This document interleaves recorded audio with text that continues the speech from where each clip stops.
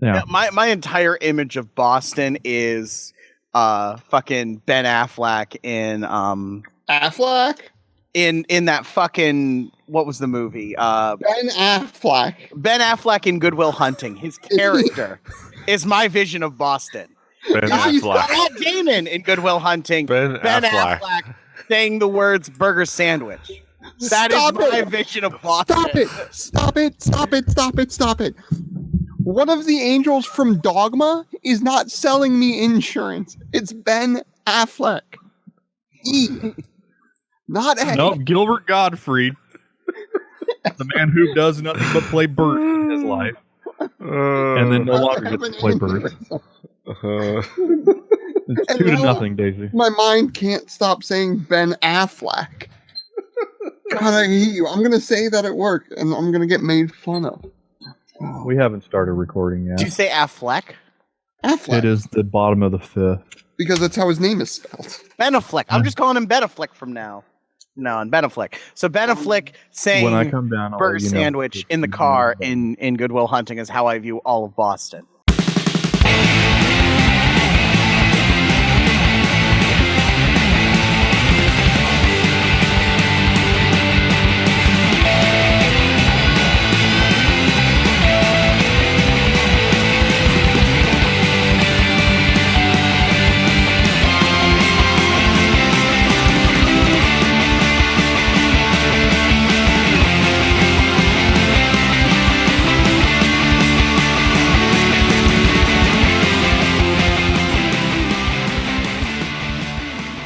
Buenos nachos, amigos, and welcome to another fantastic episode of Record Breakers. I'm PETEY RAVE, your man with no plan. Here with me, as always, is my crew, my team, my squad. We've got Patrick. Hi. We've got Drew. Hi. And we've got Brett. We're going to Skunk College, where skunks go to college. Mm-hmm. We're not going to Rue? No. We are talking about some music, as we are wont to do every week. Share music with each other in our own little virtual lunch table. Pass around the tunes and see what the other guys think. Here to provide the music this week, here to share with the group, it's sharing time, is Patrick. Patrick, what do you got for us this week? It is you this week, right? It is me. Okay. I have brought the trippy, borderline psychedelic progressive metal band Tool and their most recent 9-year-old album, 10,000 Days. I saw a face and a shaking of heads. Let's go with the shaking of heads first. Drew, you shook your head. What expectations did you have coming into this album? I've known Tool. I've made my thoughts on Maynard very well known across the internet. So that should be no surprise to anybody. I was shaking my head. Psychedelic. Yeah, I said borderline psychedelic. Not even borderline. But my expectations for the album, I was expecting some thick, heavy metal that was relatively intricate, I guess we could say, and complex, and interesting-ish. And I was expecting Maynard to be Maynard, which is usually sticking his own head up his own ass. So that's what I was expecting. Brett, what expectations did you have coming into this album? 9 years ago. 9 years ago, the dark days of rock radio, or, it may still be, where, this is an album that it wasn't quite butt rock, but it was butt rock adjacent. It's like, sorry. I mean, it's not quite, there are peers, to the band Tool. There are people, contemporaries. Some of those land in butt rock territory, but I had no real desire to listen to any Tool, even back in the 90s. But I knew that this one was from 2009, so I was like, oh, it'll probably sound way different because they've had so much time to grow their musical sound, and it won't sound anything like every other album they've done. I was really shocked and surprised to have the opinions that I had about this album. Mm-hmm. I had some expectations too. But kind of had an idea of what we were going into, but let's talk about it. Patrick, what are some of the themes and elements that make up this record? So the Tool that Drew and Brett are describing is the first two Tool albums, which were like 25 years ago, when Maynard James Keenan was a very, very angry person.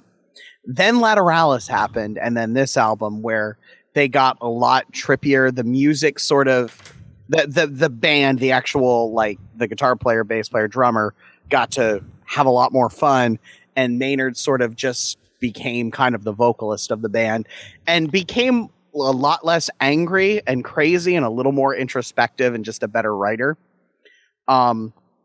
Tool, for me, it's about the fact that it's three ludicrously good musicians. Danny Carey is, in my opinion, basically the best drummer in metal today. The guy has an ability with constantly changing time signatures that that comes out of like 70s prog rock, but add into that 80s thrash metal. Adam Jones is a hell of a guitar player. He writes big, thick, heavy guitar lines with great tone. And Justin Chancellor is an insane bass player who basically, when the whole left in metal bass players, when Cliff Burton died, I feel like Justin Chancellor filled, like, using fuzz pedals appropriately. Don't drag old Cliff through the mud. I'm not dragging Cliff through the goddamn mud. Justin Chancellor. Adam Jones also the ghost of Cliff Burton. I'm just saying, like metal bass playing progression stopped when Cliff died and didn't pick up until the mid '90s when Justin joined Tool. Also, Adam Jones, hell of an outfielder as well. But I might be thinking of another guy. If you judge Tool based on their fan base, you should hate Tool, because most Tool fans are fucking assholes. They're like pot smoking assholes you went to college with who never did anything with their lives. Hey, I hung out with a lot of pot smoking assholes. I'm just thinking of very specific assholes I went to college with. Sometimes the band is the company they keep. Yeah. But Tool is not the band they were in 1990, and I think this album really shows them as basically a prog metal band that gets crazy trippy in the middle bits and has just really great musicianship throughout. There's an interesting there's Tool, and the important thing to remember, there's Tool and then there's a Perfect Circle. Those are the two bands, the two major bands. A Perfect There's Circle like five more. And none of them sound like this album. None of them sound like this. A Perfect Circle, but Tool of those two. Yeah, they do. Tool is the long-winded of the two, and there is some of that in this album. I will have to say, but Drew, what themes and elements caught your attention on this? Preach it, brother. Preach it. Well, I was going into this hoping my opinion would change about Maynard. He's an Ohio kid. I want to like the Ohio kid story. I'm wearing a Z shirt. I debated on wearing this or Ohio Against the World for this to prove I want the Ohio kid to be on my good graces. God damn it, he's still up his own ass. The time signatures fluctuate wildly, and I'm fine with that. I listen to jazz. Obviously, I'm okay with that. There is lots of runs with like really dense notation. I am fine with that.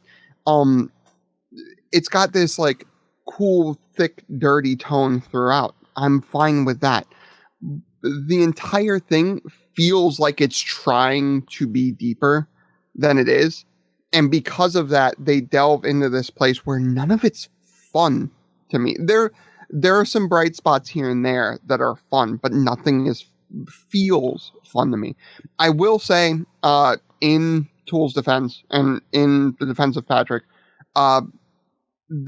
I do commend Chancellor. That's his name, right? Chancellor. Justin Chancellor. Bass. Yep. I commend his bass playing because a lot of bands that get that like just thick, almost wall of sound, almost diving into that bit of heavy metal, a lot of those bass players will just slack tune the shit out of their basses for no reason and like get this like just ridiculous, stupid low tone that sounds like it's just in the basement of notes. He never did that. He never went into that. He realizes that playing heavy doesn't mean you have to play with your strings almost off the guitar, which I very, very much appreciate as a bass player. And he had some really cool, fun runs, but overall it was something that like I never walked away from any of it thinking to myself that I had a fun time. Like it wasn't in music, even in the deepest stuff, even in the stuff that's like heady and deep and cool, you can still picture yourself, at least to me, in the best stuff that I like is the guitar player looks over to the bass player after a sick lick and they smile. I never can imagine these guys smiling on stage at all, ever. Then you've never seen a Tool show. That's fine. The music doesn't convey that. Yeah. I would Right. say there's some good moodiness that I can feel on this. But yeah, I definitely know what you're talking about, Drew. Brett, I'm curious. What themes elements caught your attention? What do you think of the record? One of the first things while I was, listening to this album that made it to the paper is a simple sentence that says, "I hate this kind of avant-garde bullshit." The fake Middle Eastern chanting voice thing, it was forced. It sounded awful. Like, the guitar chug and the gurgle bass did nothing for me. The drums were well played, but there was not a whole lot to hang on to, or time enough to hang on to any of it. Like, by the time you start getting a good rhythm, it's going the other way, and it's not really easy to follow. It's like the vocals were, made specifically to be dissonant with everything else going on with the band, and everybody playing in their own time and beat, and whatever they wanted to do. It's like the everybody solo, including the vocals. The fills and the flourishes were good. It was well executed. Just God, I just can't get down with this. It's kind of like full of that ambient, like it's like hard rock ASMR for people who are high on ayahuasca who want the best ooh-woos that they can get, like playing with the stereo going from one ear to the other, and just like the I don't think I was, I didn't have the right chemicals in my bloodstream to have anything of this album touch me in the way that it's supposed to. That being said, I'm a man who's into some weird shit. I just can't get into this kind of weird. This is not my brand of smokes. This is brand X weird, and I could not. I had some trouble swallowing some of it. Mm-hmm. It's not your cup of tea. But yeah, It's not my cup. Yeah. Patrick, what would be some of the tracks to zero in on to kind of get into the details of the record? I'm gonna go with just basically my favorite Tool song, period. I think there's like two of them that go back and forth. Middle of the album, The Pot. It is basically an insane bass line, Adam Jones having incredible like metal tone, and Maynard just belting it out. I understand Maynard James Keenan, the person, being a controversial character that not everyone likes. I get that. I worship at the temple of the Reverend Maynard because he is crazy and it's awesome. And I love his voice because it is genuinely unique in metal.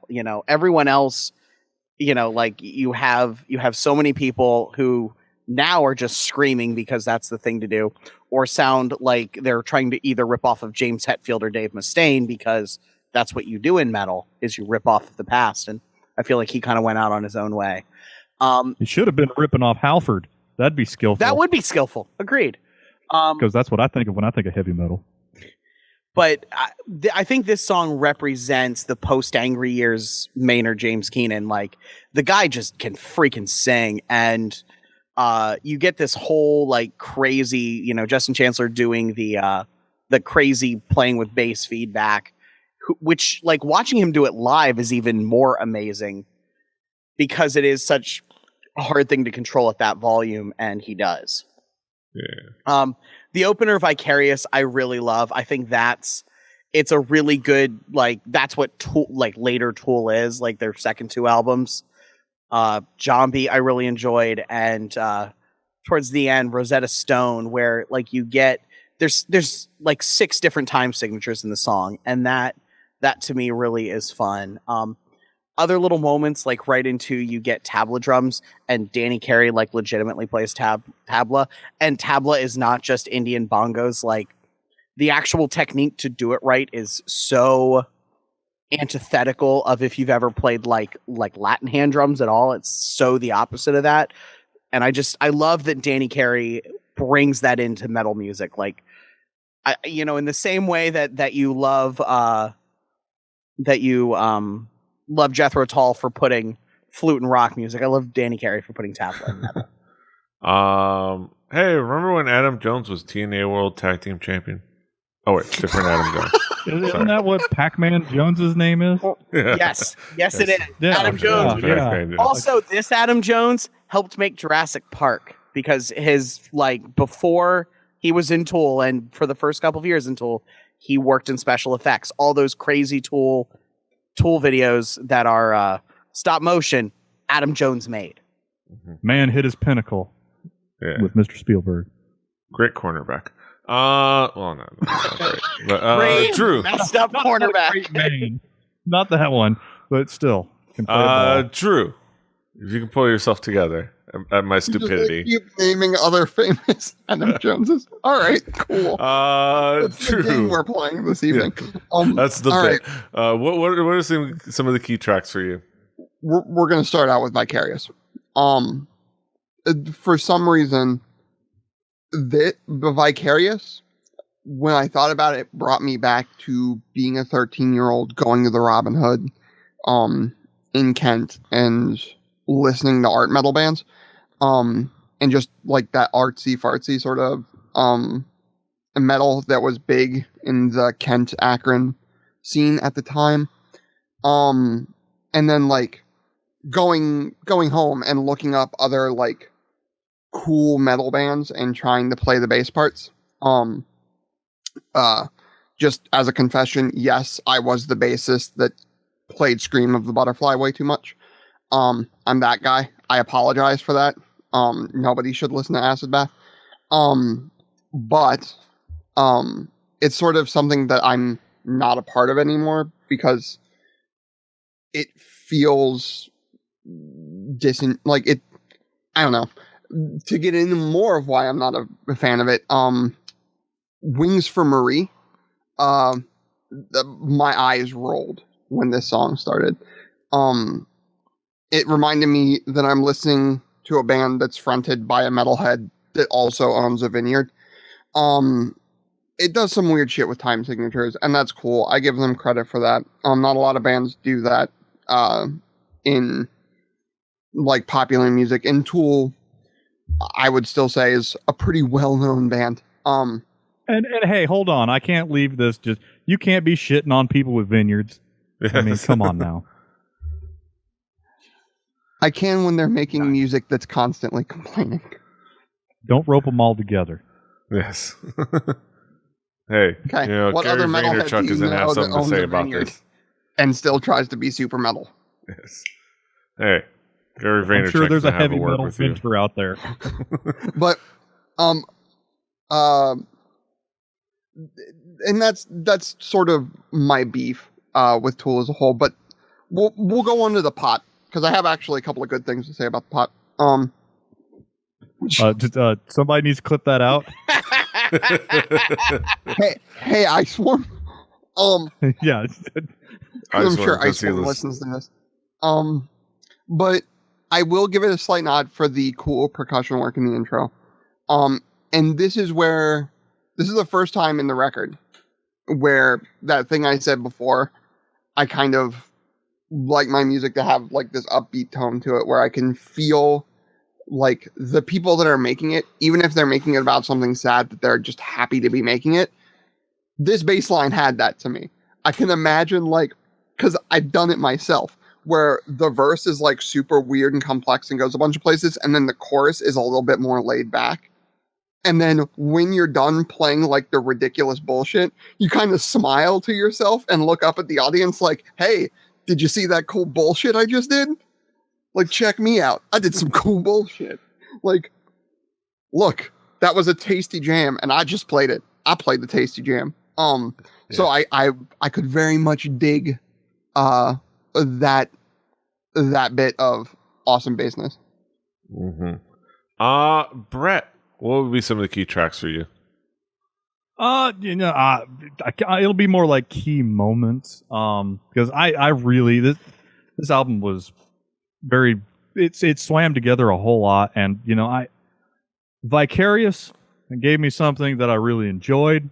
The last 5 seconds, if you want to scroll to the last 5 seconds of this track, it made me feel like I'd just completed a level in Double Dragon 2, and I was in the screen going through. It was kind of uncanny. Zombie, a song about my favorite genie. You can't go wrong there. I think that was the song that had the talk box in it. Maybe the Richard Sambora-esque talk box, which you can't go wrong with. Well, make it like a high, make a hiney hope. That's right. You hanging out with Dirty Dog and Chicky Baby. Yes, Pee Wee's Playhouse is great, kids. Look it up. Wings for Marie. At the 5-minute mark of this track, and I believe it happened later on, there's like this cartoonish strum down a xylophone or a skeleton's ribcage. I don't know. It was very weird, not unlike the previous album that we listened to where I heard the notification noise.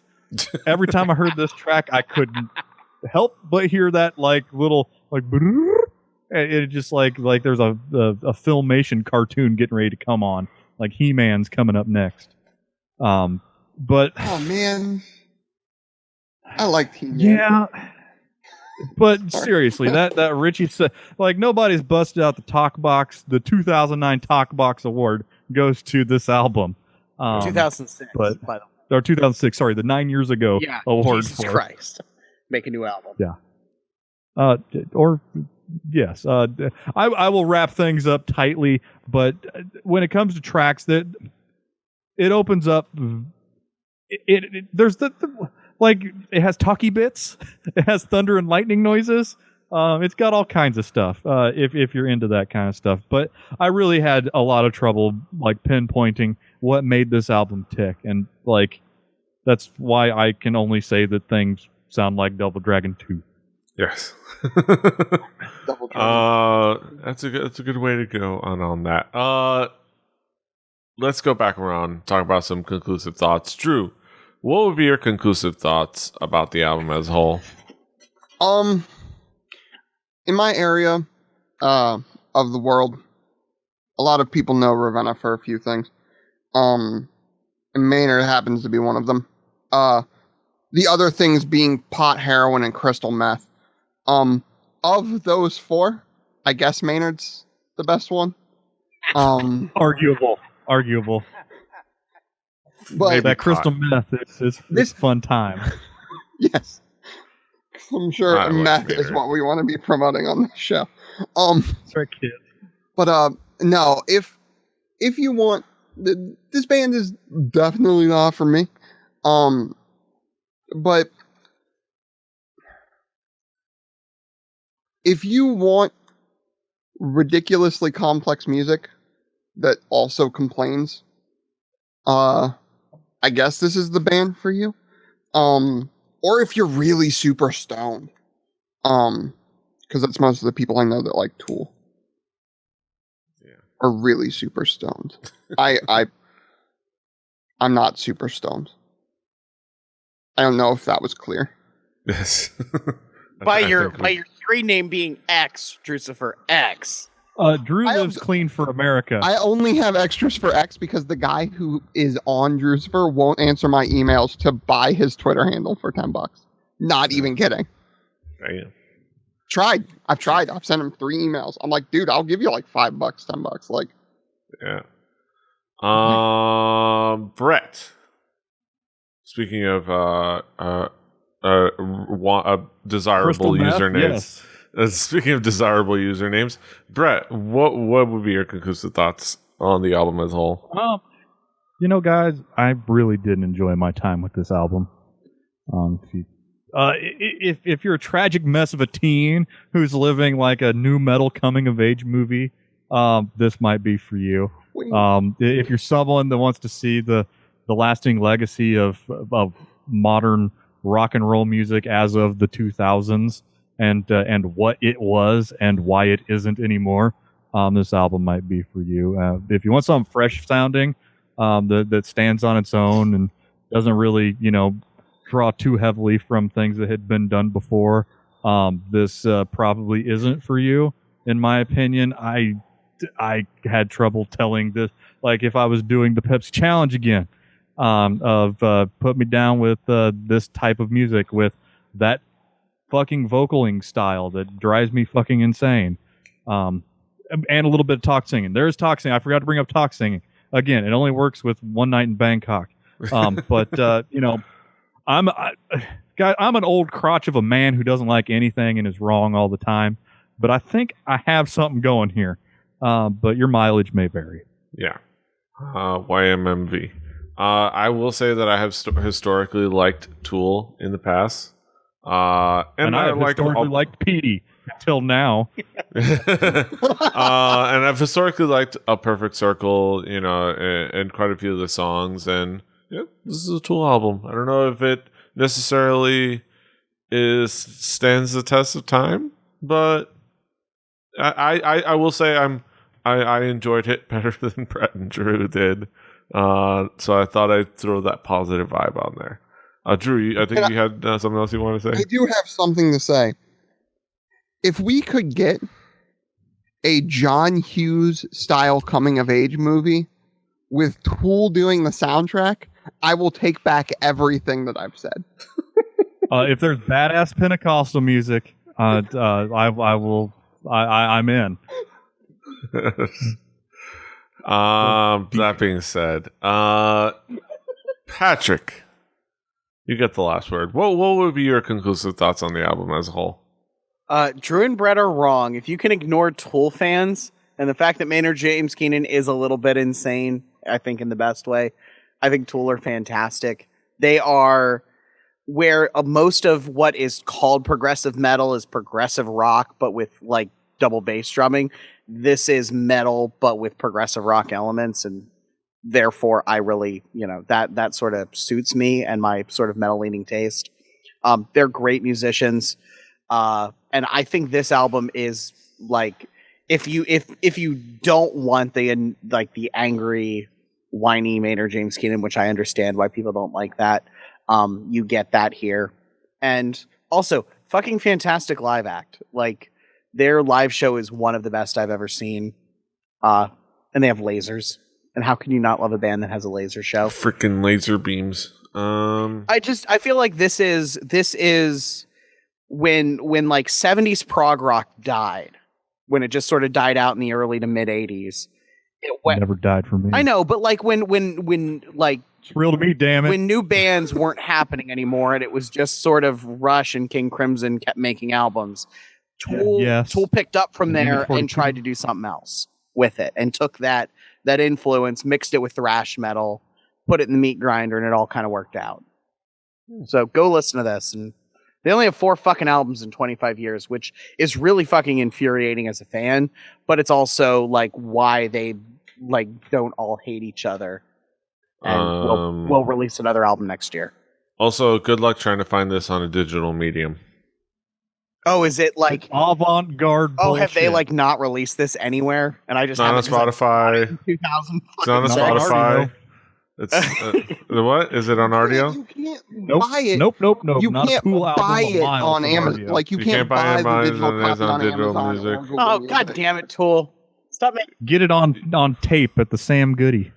Yeah. Oh my God. 2006. I had it. The only reason I was able to listen to it is because I had it. Because at some point I got their entire discography somehow.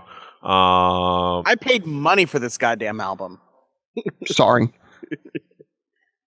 But yeah. Can we talk about Sam Goody and Quonset Hut? We had the wall. That was where you bought CDs here. I And don't if you kept remember the where I sticker, bought CDs. they would replace your scratched up CD. I don't remember They're all where the I bought same. I CD. know. All right. But that's conclusive thoughts on this album. Let's get to our main event, our haiku reviews. Let's start with Drew. What is your haiku? A blast from the past, but from a past I'd rather leave. Refrigerator. Motherfucker. Please tell me you also have refrigerator. Brett, what is your haiku? Oh, wait, or should I tried do really mine? hard. Okay. Oh no, I got it. Okay. No, I'm joshing. Drew, you can use refrigerator this week. I got it next week. I tried really hard to find the gold in them hills. Once again, I failed. Mm-hmm. I have my haiku. Experimental, sometimes can be long-winded, but creates cool moods. Patrick, what is your haiku? Trippy prog metal, best of their generation. New record soon, please. And those are our haiku reviews, and that wraps a bow on our thoughts on Tool's 10,000 Days. You cannot find this on Spotify, on our Spotify playlist, or on Spotify in general, unless it's like in your iTunes library already. It's not going to be any. You can't find it anywhere digitally. Have fun. But I assume you can find the next album. Okay. The next album for next week, which will be provided by Brett. Brett, what do you got for us next week? We're gonna take a trip back to 2003 for the second album of a hot band coming out of the east of these states united. We're gonna listen to The Strokes' "Room on Fire." Mm-hmm. That's an interesting pick, to say the least. We're gonna listen to that next week, and we'll have the discussion on that next week. But that's next week, and this is this week. That brings us to the end of another fantastic episode of Record Breakers. You can, of course, find us all over the internet. Patrick is at The Swagger. Brett is at HIBBARD. Drew is at X. I'm at PETEY. The show's at 4 Record Breakers, the number 4 Record Breakers. RecordBreakersPodcast.com. RecordBreakersPodcast@gmail.com. Do all things, share, like, subscribe. Do the things, follow the things, subscribe to the things. Until next time, hasta los huevos. Toodaloo.